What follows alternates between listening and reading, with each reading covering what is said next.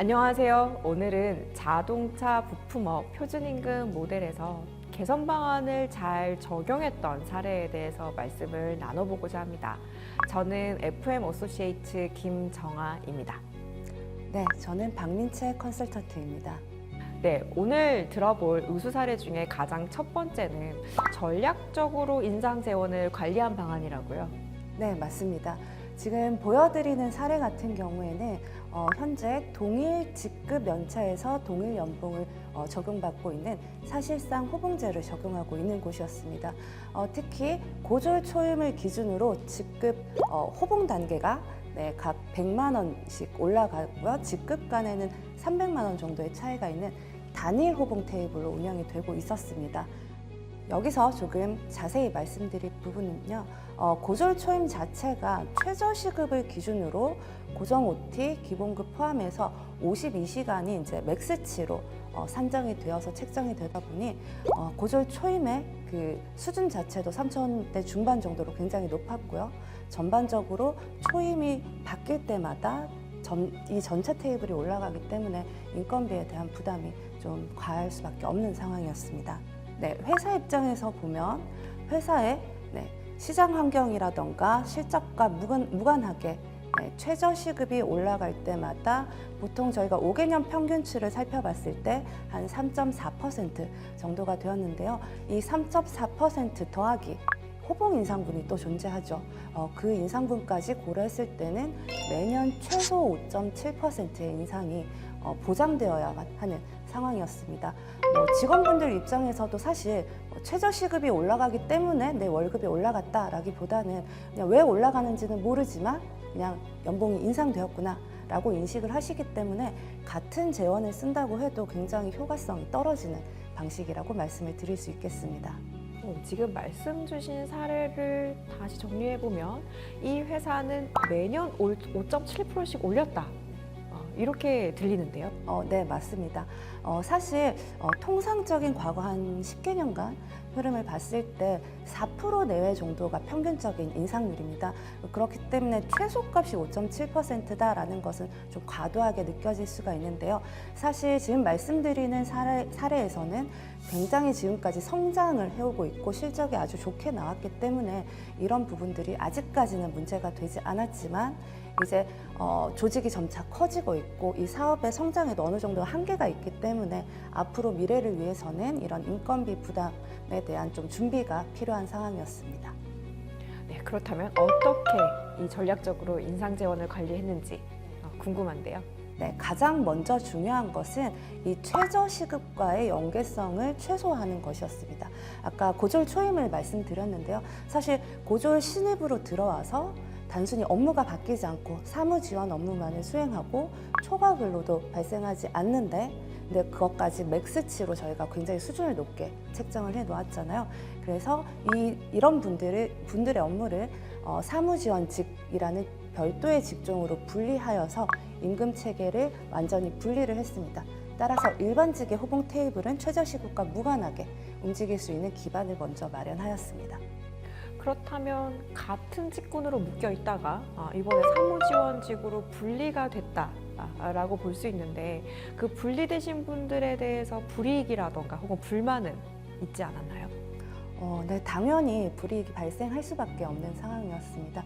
그렇기 때문에 지금 말씀드린 그 직군 분리안 자체는 새로 들어오시는 분들에게 이제 공지가 되고 계약서에 동의를 얻어서 적용이 되는 부분이었고요. 기존에 계신 분들에게는 선택의 기회를 드렸습니다. 즉 본인이 원한다면 일반직의 업무를 바꾸고 실제로 그 업무를 잘 수행할 수 있다는 역량을 검증받아서 직종 전환이 가능하도록 설계를 했습니다. 그럼 일반직들은 어떻게 설계를 하게 되었나요?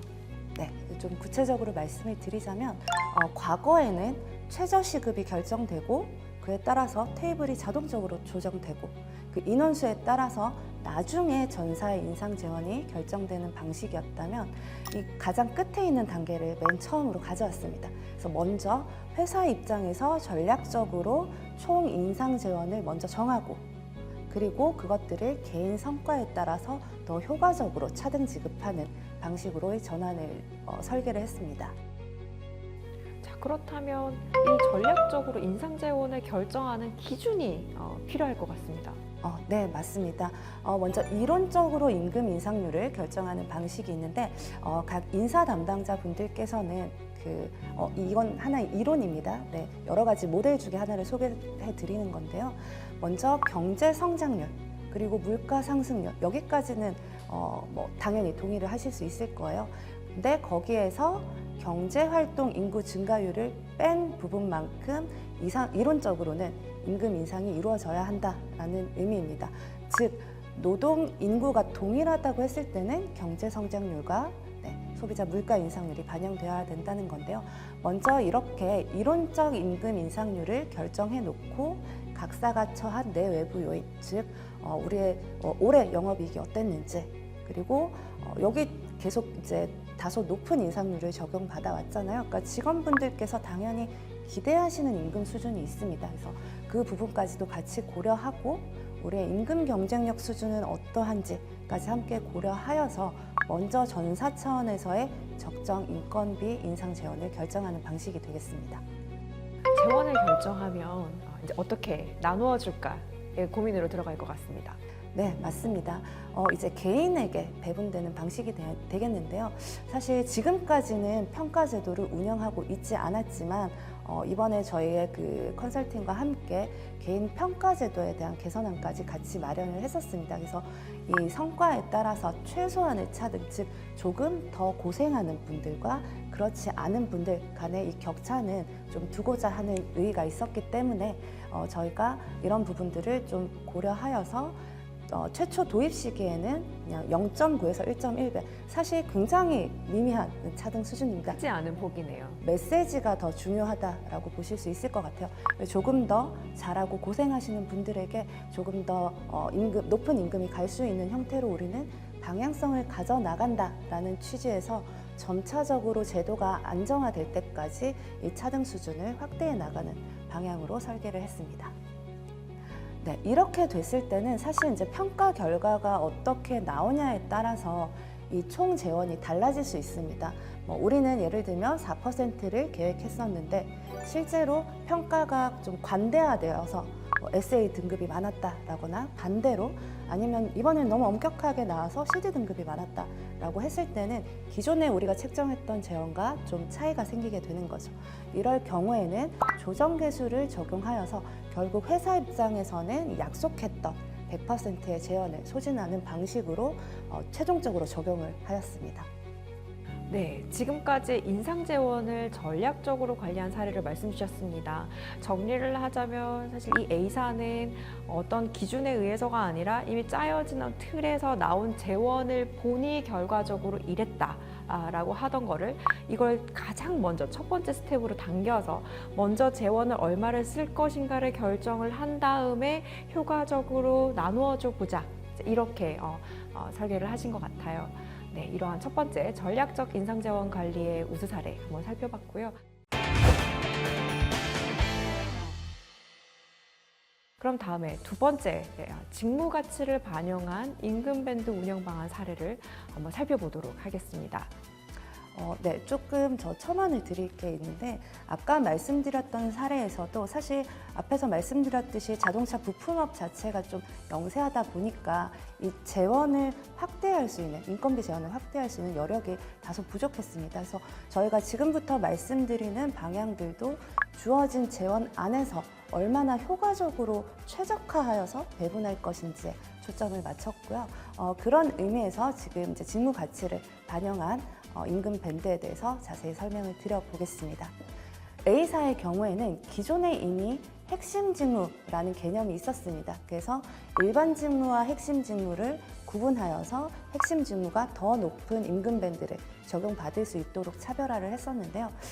이 과정에서 실질적으로 문제가 됐던 것은 직무평가를 실시하지 않고 결과값만을 직원분들에게 공지했기 때문에 직원분들은 핵심 직무가 차등이 되는 건 알겠어. 근데 이 핵심 직무는 어떻게 도출이 된 거지?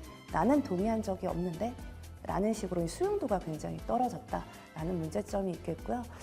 두 번째는 지금 현재 일반 직무에 있는 곳에서도 사실 그 내부를 살펴봤을 때에는 특정 직무는 외부의 임금 수준이 높다, 시장 가치가 높다라거나 혹은 반대로 그 내부에서 직무 가치가 다소 낮은 직무들도 존재한다라는 의견들이 있었습니다. 그래서 전반적으로 재검토가 필요한 상황이었습니다. 네, 핵심 직무에 대한 수용도가 낮다. 그럼 결국 다시 한번 혹은 새로이 직무 평가를 하셨어야 됐을 것 같습니다. 네, 맞습니다. 저희가 가장 중요하게 여겼던 부분이 바로 직무 평가인데요. 즉 구성원들의 수용도를 확보하기 위해서는 이 차별에 대한 차별적인 임금 적용에 대한 기준을 마련하는 것이 무엇보다 중요했겠습니다. 그렇기 때문에 저희가 이제 직무 평가를 실시를 했고, 먼저 평가 대상이 되는 직무를 다시 한번 직원분들의 의견을 모아서 재선정한 다음에 직무 평가를 하는 기준 자체도 다시 한번 마련을 하였습니다. 그리고 직무 평가를 통해서 최종적으로 도출된 결과를 이 임금 밴드와 연결하는 과정들을 거쳤습니다. 직무 평가 요소는 어떻게 수립하셨나요? 네, 이것도 굉장히 중요합니다. 사실 직원분들 입장에서는 누가 어떤 기준으로 평가를 해서 이런 결론이 나왔는지가 굉장히 중요할 텐데요. 이 부분을 위해서 저희가 그 고용노동부에서 제시하는 제조업 사무직에 대한 직무평가 도구가 표준안이 마련되어 있습니다. 이걸 근간으로 하되 이 당사가 처한 현실, 즉 이미 보상에 포함되어 있는 노동시간이라던가 아니면 지금 팀원들을 대상으로 하고 있기 때문에 사람 관리에 대한 책임과 같은 요소들은 제외하고 이 9가지 항목에 대해서 가중치를 재설정하여서 평가를 진행했습니다. 그리고 직무평가를 시행함에 있어서도 내부 직원분들 당연히 참여를 하셔야겠죠. 그뿐만 아니라 외부 전문가의 평가까지 같이 포함하여서 객관성을 높이고자 하였습니다. 이렇게 도출된 평가 결과에 대해서 다시 한번 검증하고 논의하는 과정을 통해서 최종적으로 평가 등급이 확정되었고요. 직무 평가를 하는 방법은 다양하게 있다라고 알고 있는데요. 지금 이 비사에서는 그럼 점수법과 비교법을 사용했다, 이렇게 이해하면 될까요? 네, 맞습니다. 많은 분들께서 직무 평가에 참여하시기 위해서는 사실 다 모여서 얘기를 할 수가 없기 때문에 점수법으로 서베이 형태로 이제 1차적으로 직무 평가를 실시하고요. 저희가 시행해 봤을 때는 사실 많은 분들이 참석하실수록 저희가 얘기 드릴 수 있는 객관성도 올라가는 방식이라고 보실 수 있겠습니다. 그렇지만 이렇게 도출된 결과를 다시 한번 비교법을 통해서 해당 등급에서 다른 직무들이랑 비교해 봤을 때도 이 결과가 맞는지를 다시 한번 검증하는 과정을 통해서 여러 가지 단점들을 좀 더 보완하고자 노력했습니다. 그 결과 비사는 핵심 직무와 일반 직무 두 개 밴드면 결국 두 개의 등급으로 운영을 하고 있었던 걸로 이해할 수 있는데 어땠나요? 여전히 두 개 등급으로 나왔을까요? 비슷한 부분도 있고 다른 부분도 있었습니다. 먼저 핵심 직무, 상대적으로 높은 등급으로 도출되기를 기대했던 기존의 직무들과 비교를 해본다면요. 저희가 이 직무평가 결과를 보통은 점수대, 그러니까 어느 구간에 있느냐도 보지만 이 점수 격차가 얼마나 벌어졌는지를 기준으로 등급을 구분합니다. 근데 저희가 실질적으로 이 결과들을 받아봤을 때는 유의미하게 3개 구간으로 등급이 구분될 수 있었습니다. 그중 첫 번째 단계, 가장 상위에 있는 등급에서는 기존의 핵심 직무에 있었던 직무들이 많이 포함이 되긴 했습니다만 최종적으로는 개수도 더 늘어나게 되고 일부의 조정이 있었습니다.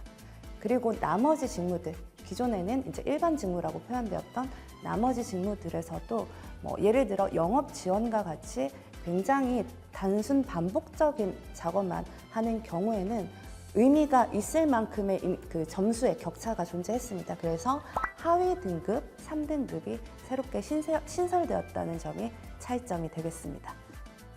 등급이 세분화되었음에도 어쨌거나 구성원들이 참여해서 나온 결과이기 때문에 설명하기엔 용이할 수 있었을 것 같습니다. 분명히 그런 점들이 있었고요. 그래서 이렇게 나온 결과에 대해서는 물론 모두 100%가 만족할 수 있는 결과는 아닙니다만 이런 절차적인 공정성을 저희가 확보함으로써 그래도 이제 직원분들에게 과반수 이상은 동의할 수 있는 결과들을 도출할 수 있었습니다. 그리고 이렇게 도출된 직무평가 결과를 바탕으로 임금 밴드와 연계하는 작업을 거쳤습니다. 기존의 핵심 직무와 일반 직무의 임금 밴드는 그대로 유지를 하되 가장 하위 3등급으로 신설된 이 직무 등급에 해당하는 임금 밴드를 새롭게 만들었고요. 결과적으로는 낮은 가치의 직무를 수행한다라고 했을 때에는 낮은 직급 초임과 낮은 상한값을 상대적으로 적용받으시게 되는 거고요. 반대로 가장 높은 등급, 가치가 높은 직무를 내가 수행한다라고 했을 때에는 좀 더 높은 직급 초임과 좀 더 높은 상한값을 적용받으실 수 있는 방안으로 적용이 되었습니다. 네, 지금 비사의 사례를 보면 기준이 되는 건 2등급 임금 밴드인 것 같고요. 상한선이 높아질수록 플러스 10%, 낮아질수록 마이너스 10%, 그리고 초임값 같은 경우는 약 3%의 간격으로 설정을 한 것 같은데 이 상한선의 10%, 초임값의 3% 간격은 어떻게 도출된 걸까요? 사실 이 부분이 가장 어렵기는 했습니다. 직무 등급의 차이가 존재하지만 과연 얼마만큼의 임금 격차를 두는 것이 적합할까? 근데 앞에서도 말씀드렸듯이 무엇보다 저희는 직원분들의 수용도를 가장 중요하게 생각을 했기 때문에 이미 있었던 핵심 직무와 일반 직무 간의 격차, 그것들을 그대로 준용하여서 하위단의 밴드에 적용을 시켰다고 보시면 되겠습니다. 이 부분은 기업의 그 지급 여력과 얼마나 각 등급의 많은 직무들이 분포되어 있느냐에 따라서 달라질 수 있는 값이 되겠습니다. 네, 여기까지 직무 가치를 반영한 임금 밴드 운영 방안 사례 한번 말씀드려봤습니다.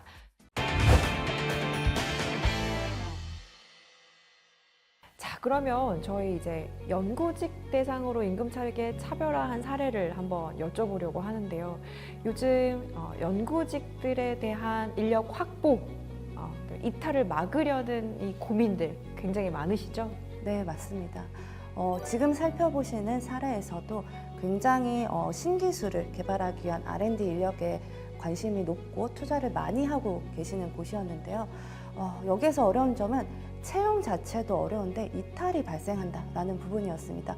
특히 R&D 인력의 경우에는 대기업에서도 많이, 완성차 업체에서도 많이 수요가 있기 때문에 즉 이동할 때 이 직군은 완성차 수준만큼 올려서 이동을 한다라는 점, 즉 잡기 위해서는 적어도 연구직에 대해서만은 임금 경쟁력 강화가 필요하다라는 직원분들의 공감대는 매우 형성이 되어 있는 상태였습니다. 임금 경쟁력을 확보하기 위해서는 사실 뭐 기본급, 성과급 어떤 항목을 좀 개선해 볼까 이렇게 생각해 볼 수도 있을 것 같아요. 네, 맞습니다. 그런데 저희가 올리고자 했던 건 전반적인 보상 수준의 그 상승은 아니었습니다. 그렇기 때문에 연구직 중에서도 저희가 정말로 필요한 핵심 인력과 우수 인재를 대상으로 이 재원을 좀 추가적으로 지급해 보자라는 의도가 있었기 때문에 고정성 급여가 아닌 순수 변동급으로서 성과급을 신설하는 방안을 적용했습니다. C사의 사례는 그럼 연구직들을 대상으로 한 성과급 차별화 사례라고 볼 수 있겠군요. 네, 맞습니다.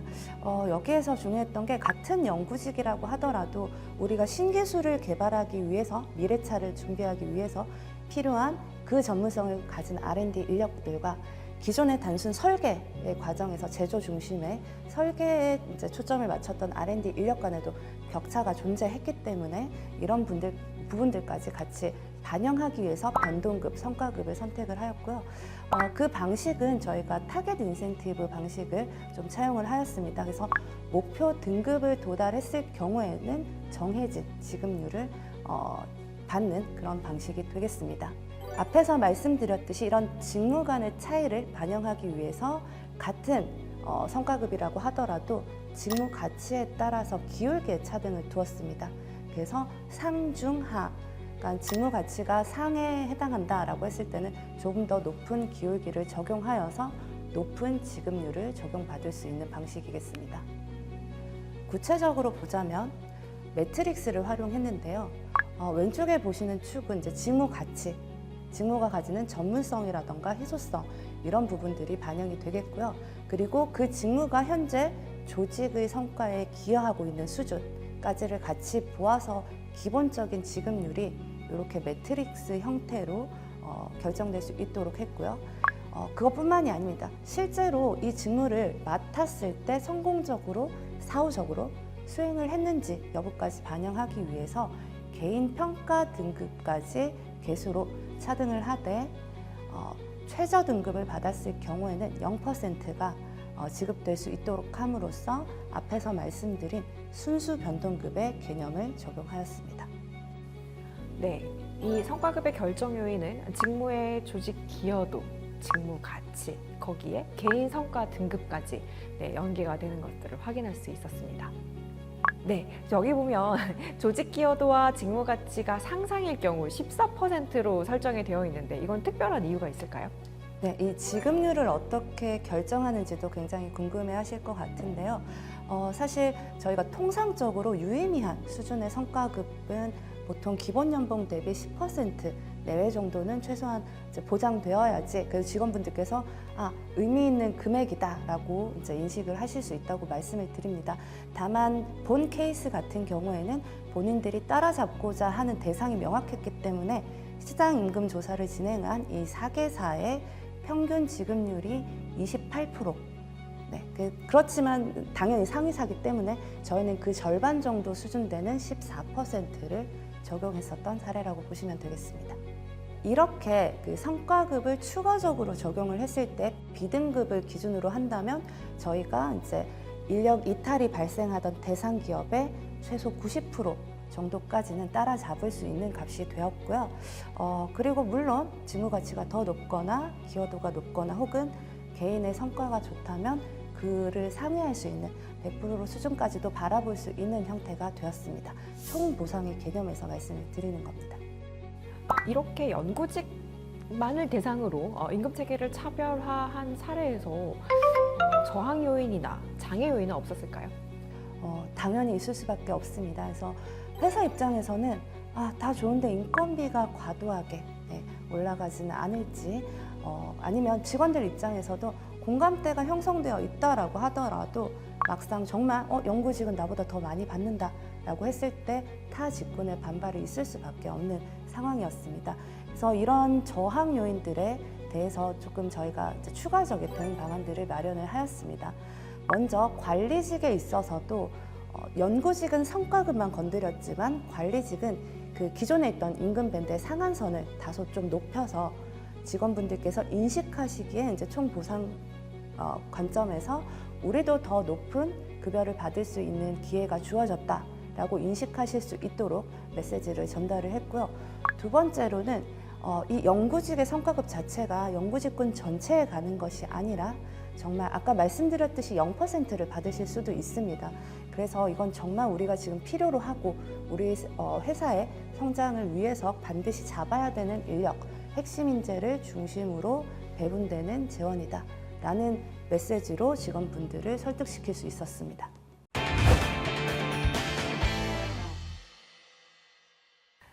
지금까지 연구직 대상 임금체계 차별화 한번 들어봤는데요. 자, 그럼 이제 마지막으로 조직이나 개인의 성과를 임금체계와 연계한 사례, 이것도 한번 궁금해지는데요. 어떤 사례가 있었을까요?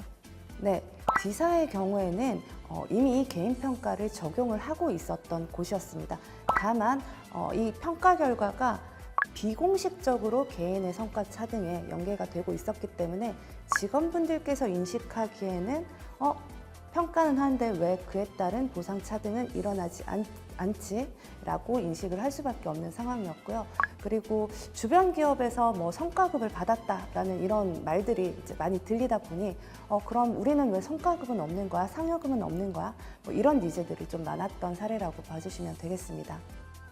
그래서 먼저 기존에 있었던 암묵적으로 진행되던 이 성과 차등 부분을 기본 연봉에 있어서 등급별 지급률을 명확화하고 이 차등 지급률에 대해서 직원분들에게 공식화하는 작업들을 거쳤고요. 그리고 두 번째로 인상 재원의 일부를 활용하여서 기존에 없었던 성과급이라는 항목을 신설하게 됩니다. 네, 기본 연봉 인상률에 있어서는 사실 이런 부분들이 기존에는 그냥 의사결정으로 일어났었던 부분이었기 때문에 저희가 이제 다른 회사들은 어떻게 하고 있는지 동종업계에 대한 시장임금 조사를 좀 진행을 해봤습니다. 근데 저희의 벤치마킹 대상이었던 곳들은 최저 등급은 0%까지, 그러니까 임금 인상이 동결되는 부분까지도 적용을 했었는데요. 저희는 아직 그 개인 평가에 있어서도 개선할 여지가 좀 있었고 수용도가 아직 낮은 단계였기 때문에 최저 지급률은 그래도 최소 0.6에서 0.8배까지는 보장을 하는 방식으로 적용함으로써 조금 더 직원분들의 수용도를 높일 수 있었고요. 그리고 2주차도 직급별, 역할 단계별, 그리고 성과 책임 수준을 반영하여서 차별화하였습니다. 사실 사원 단계에서는 아직 일을 배우는 단계죠. 그러다 보니 이 차등을 굳이 적용하지는 않았고요. 대리, 과차장, 그리고 부장 이상까지 올라갈수록 하이 리스크, 하이 리턴이라고 하죠. 그래서 이 격차가 점차 확대될 수 있는 방안으로 적용을 하였습니다. 사원 직급에서는 차등을 적용하지 않고 최고 직급에서 이 성과에 따른 차등을 강화하겠다라는 메시지가 직원분들께서 받아들이시기에는 특히 요즘 MZ세대라고 하죠. 굉장히 합리적으로 받아들이셨다고 말씀을 전해 들었습니다.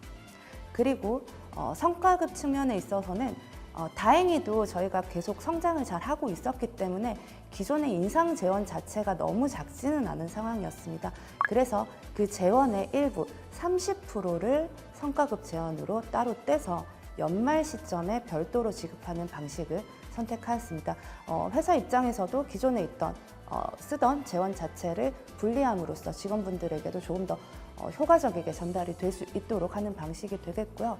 예를 들면 기존에 6%의 인상률이 적용이 되었다라고 하면 그의 30%인 1.8%는 연말 시점에, 그리고 나머지는 연초에 기본 연봉의 인상 재원으로 활용하는 방식이 되겠습니다. 그리고 이 성과급을 지급할 때에도 개인 성과뿐 아니라 본부 성과를 같이 연계함으로써 조금 더 팀 간의 조직 성과를 위해서 좀 더 노력할 수 있도록 동기부여하는 방안을 선택했습니다. 마지막으로 이 개인 성과에 있어서도 순수 변동급으로서의 이 성격을 유지하기 위해서 0%에서 2.8%까지의 차등 수준을 적용을 한 사례입니다. 네. 조직과 개인 성과를 연계한 D사는 그럼 이제 기본급도 평가와 연결을 하되 그 차등 기준을 명확히 구성원들과 소통하셨고 인상 재원의 일부를 활용해서 성과급도 설계한 그러한 사례라고 볼 수 있겠습니다. 네, 자동차 부품업 표준임금 모델 3단계 개선 방안이 적용된 우수 사례 살펴보았습니다.